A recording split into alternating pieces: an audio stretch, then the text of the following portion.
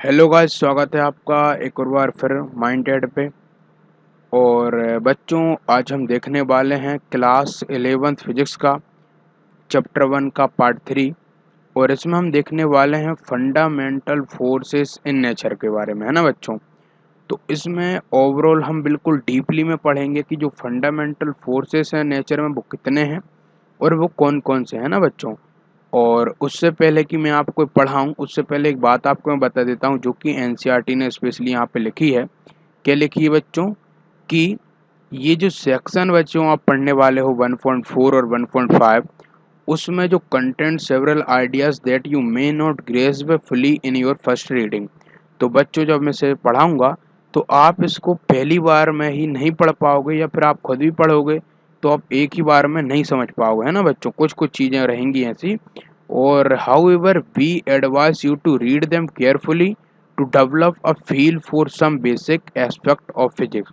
और बच्चों, इनकी तरफ से कहा गया है कि यदि आप बिल्कुल इसको ध्यान से पढ़ना चाहते हो, समझना चाहते हो, तो आप इसको फिर से पढ़ो, या आप ये वीडियो देख रहे हो तो इसको कम से कम आप दोबारा वीडियो देखना है ना। और these are some of the areas which continue to occupy the physicist today. और बच्चों, आज भी इन सभी जो आप पढ़ने वाले हो उन पे हमारे जो फिजिसिस्ट थे आज भी वर्क कर रहे हैं और आज भी उसके बारे में समझ रहे हैं, क्योंकि ये ऐसा सब्जेक्ट है जिसके बारे में पूरा पूरा अभी तक हमको नॉलेज नहीं मिल पाया है। तो इसलिए बच्चों, मैं सेशन को शुरुआत करूं तो आप जानते हो कि आपका क्या काम है। पूरा तो पहले वीडियो को आप लाइक कर दो, और लाइक कर दिया है तो इसे शेयर भी कर दो बच्चों। तो चलिए हम इसकी शुरुआत करते हैं। तो यहाँ पे लिखा है बच्चों की फंडामेंटल फोर्सेस इन नेचर। तो जब भी बात होती है बच्चों फंडामेंटल की, तो फंडामेंटल जो वर्ड है आपका, उससे आप क्या समझते हो। तो फंडामेंटल का मतलब होता है बच्चों की कोई भी मूलभूत। मूलभूत मतलब कि कोई ऐसी चीज जो कि आपकी बिल्कुल एकदम संरचना है, मतलब कि कोई भी चीज बनी उसके ही साथ साथ उसको हम बिल्कुल लेते हैं। तो ऐसी एक मूलभूत जो है हमारे फोर्स, मतलब जो बल है नेचर में कुछ है। तो कुछ जो हमारा प्राकृतिक है बच्चों, तो उसमें ऐसे बल दिए गए हैं या फोर्स हैं जो कि फंडामेंटल है, मतलब कि कहीं ना कहीं वो एक्ट कर रहे होते हैं। तो इन्हीं के बारे में हमको पढ़ना है। तो चलिए हम पढ़ाई शुरू करते हैं अपनी। तो we all have an initiative notion of force. In our experience force is needed to push, carry or throw object. तो बच्चों, हम जानते हैं और ये हमने देखा है फोर्स के बारे में कि फोर्स एक ऐसी चीज़ है जिसको कि हम खुद तो महसूस भी करते हैं, और हम इसका जब उपयोग करते हैं या हमको जब इसकी ज़रूरत होती है, जब या तो हमें कोई पुश करना हो, कोई की सामान यदि हमको कैरी करना हो, या फिर कोई ऑब्जेक्ट को थ्रू करना हो। और डिफॉर्म और ब्रेक दैम, किसी भी ऑब्जेक्ट को या फिर जो चीज़ है उसको तोड़ना हो या डिफॉर्म करना हो। डिफॉर्म और ब्रेक आपको बच्चों एक ही वर्ड से रिलेटेड है ना। तो इसलिए हम क्या करते हैं, आपके फोर्स का यूज करते हैं। We also experience the impact of force on us. और बच्चों, आपने कभी ना कभी फोर्स का इम्पैक्ट अवश्य लिया होगा। कैसे लिया होगा, जरा एक एग्जांपल दे देता हूँ मैं। जैसे कि आपने हमेशा ही देखा होगा कि आप जब कोई वजन उठाते हो तो आपको लगता होगा कि आपको वजन जो है नीचे की ओर खींच रहा है। लेकिन बच्चों, होता क्या है कि जानते हो, आपकी ग्रेविटी की वजह से वो नीचे जाता है, ग्रेविटी उस पे फोर्स एक्ट करती है। और आपने कभी ना कभी जो है किसी मैम का या सर का चांटा तो जरूर जरूर खाया होगा। तो बच्चों, क्या होता है कि जो चांटा जो लगता है तो उसमें भी एक फोर्स का इम्पैक्ट रहता है। तो इन सभी से हम कह सकते हैं कि फोर्स हमारे लिए बिल्कुल एक फोर्स का इम्पैक्ट भी हम जानते हैं। और like when a moving object hit us or we are in merry go round. बच्चों, आप जानते होंगे कि कोई भी ऑब्जेक्ट आपको हिट करता है तब आपको फोर्स लगता है, या फिर आप जो मेरी गो राउंड होता है उसमें आप देखते होंगे कि जब मेरी गो राउंड घूमना शुरू करता है तो आप बैकवर्ड की ओर आप जो है फेंकना शुरू करते हो। तो उसमें भी क्या होता है बच्चों कि ये आपका एक फोर्स का ही इम्पैक्ट है। तो फिर आगे लिखा है बच्चों की going from this initiative notion to the proper scientific concept of force is not a trivial method. तो बच्चों, क्या था कि इसके इनिशिएटिव जो नोशन था बच्चों की प्रॉपर एक साइंटिफिक कॉन्सेप्ट से जाने की ओर, तो उसमें क्या था बच्चों की जो हमारे फिजिसिस्ट थे उनको कई समय लगा इसके बारे में। और बच्चों, जो फोर्स की कहानी है वो कोई तुच्छ सी तो चीज़ थी नहीं साइंटिस्ट के लिए कि उसको जो है एक बार में ही उन्होंने कह दिया भाई फोर्स ये है और वो है और समझ गए हो। तो इसलिए क्या था कि उसको जानना और समझना साइंटिस्ट के लिए भी बहुत कठिन था, है ना। तो अर्ली जो थिंकर थे जैसे कि आपके एरिस्टोटल, वो रॉन्ग हो गए आइडिया अबाउट इट। तो बच्चों की ऐसा कि फ़ोर्स को जो है जानना है, ऐसा की बात ये तुच्छ सा इसको जो है हम समझ नहीं सकते हैं, ऐसा कुछ जो था। तो बच्चों ये जो है गलत हो गया, और गलत इसलिए हो गया क्योंकि जो उसकी करेक्ट जो इसको नोशन दिया फ़ोर्स का, वो कब दिया बच्चों? आइज़ैक न्यूटन ने दिया। उनका जो फ़ेमस जो लॉ था ऑफ मोशन, है ना? तो उन्होंने बच्चों जो लॉज़ ऑफ मोशन बताया, उसमें उन्होंने फ़ोर्स का ज़िक्र किया और उन्होंने फ़ोर्स के बारे में डिटेल हमको बताया। तो ये सब बच्चों इसमें लिखा है। आगे मैं आपको बताता हूँ। तो ही also gave an explicit form for the force for gravitational attraction between two body.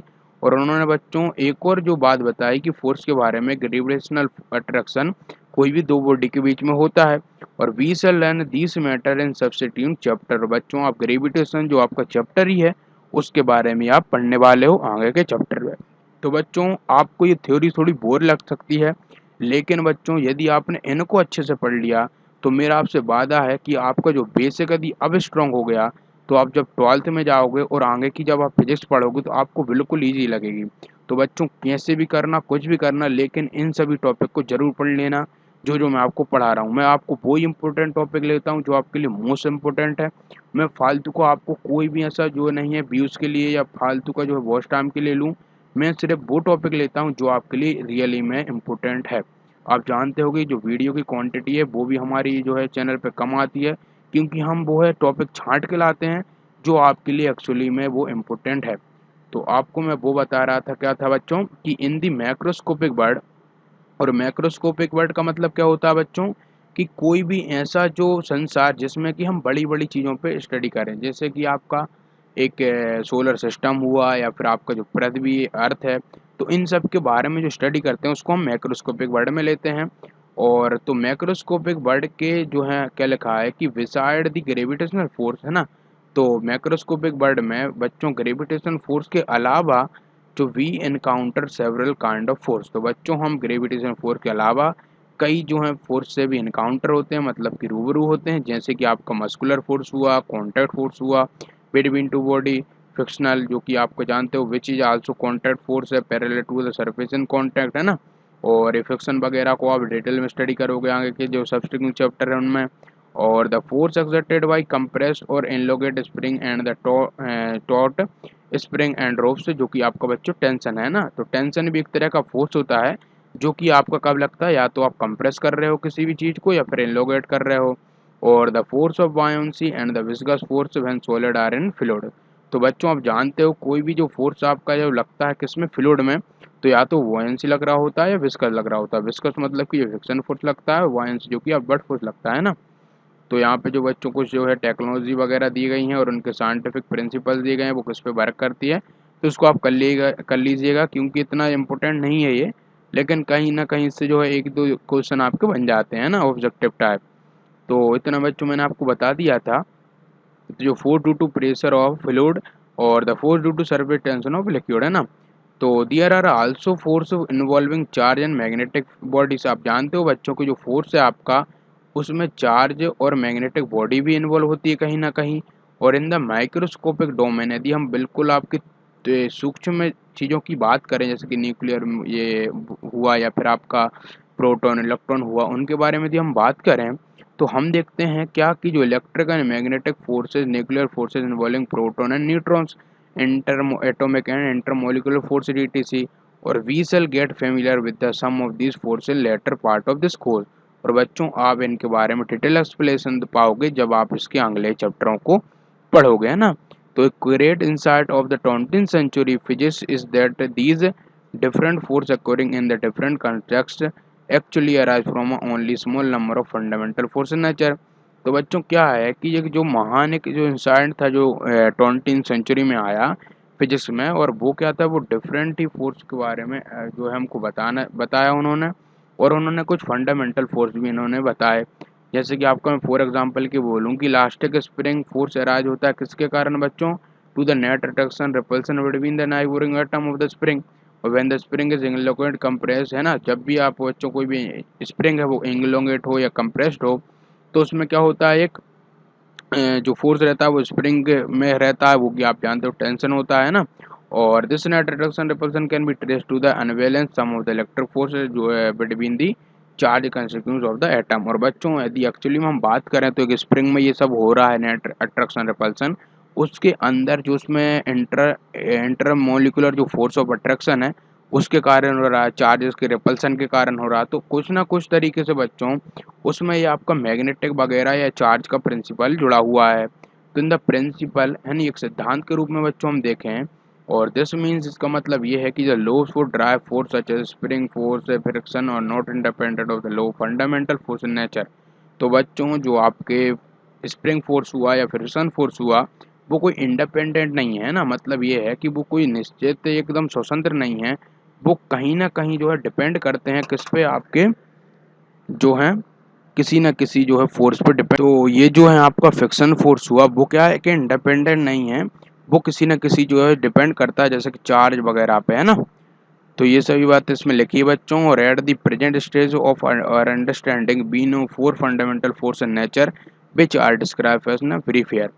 तो बच्चों इस समय प्रेजेंट में हमारे पास चार फंडामेंटल फोर्सेस हैं, और वो कौन कौन से हैं और क्या क्या हैं, तो ये तो बच्चों आपको अगले लेक्चर में ही मिल पाएगा, क्योंकि इस लेक्चर की लेंथ जो है मैं चाहता हूँ कि आपको मैं थोड़ी लेंथ कम करके दूँ, क्योंकि लेंथ बड़ी हो जाती है वीडियो की तो आप जो है वीडियो को देखना पसंद नहीं करते हो।